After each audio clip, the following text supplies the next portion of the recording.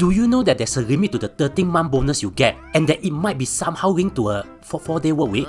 Watch to the end and then you see the link So the logic behind the 13-month pay which is also called the annual wage supplement is simple Let me ask you, how many weeks are there in a year? 52 lah, you bodoh. Then how many weeks are there in a week? 4 lah. Hey bodoh, do I look like a 6 here? So 1 year got 52 weeks, 1 month got 4 weeks, and then 1 year got how many months? 12 lah. No 52 divided by 4 is 13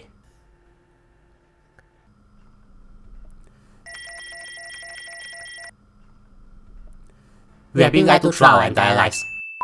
Yeah, so based on maths, we should actually get 52 weeks of pay, but are essentially just getting 48 weeks of pay. If you tell that to an Amor, they'll go crazy cause in other countries, they are paid every week or every 2 weeks, so they confirm will get 52 weeks pay one. Now, as you can see, this means we are really shortchanged if we didn't receive the 13-month pay, right? Yeah, if you really get until so But here's the thing, Technically speaking, it's not compulsory. In Singapore, it's encouraged and the government set example by giving it cause the government kind of cannot control what private companies do but by setting examples, they are kind of competing for manpower with the private companies. So usually, private companies follow suit so as not to lose out It's just like the transition from 5.5-day work week to a 5-day work week.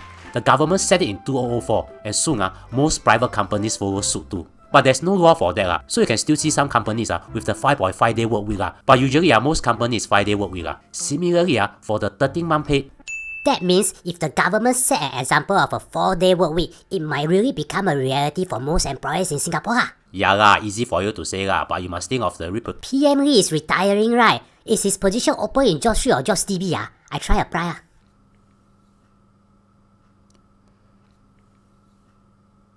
Don't be bold that position needs to be in my career futures for 14 days before. Yeah, so the reason why you are seeing many companies paying 13-month bonus is due to the so-called example the private sector, which you can just simply call the government is doing that In some countries, it's compulsory for the companies to pay the 13-month pay, but of course the pay then must be on a money basis Now, this leads to the question, what if the company isn't doing well? Well, the private sector has set another example still pay. You see, during the COVID period, you think they'll stop paying the 13-month bonus, right?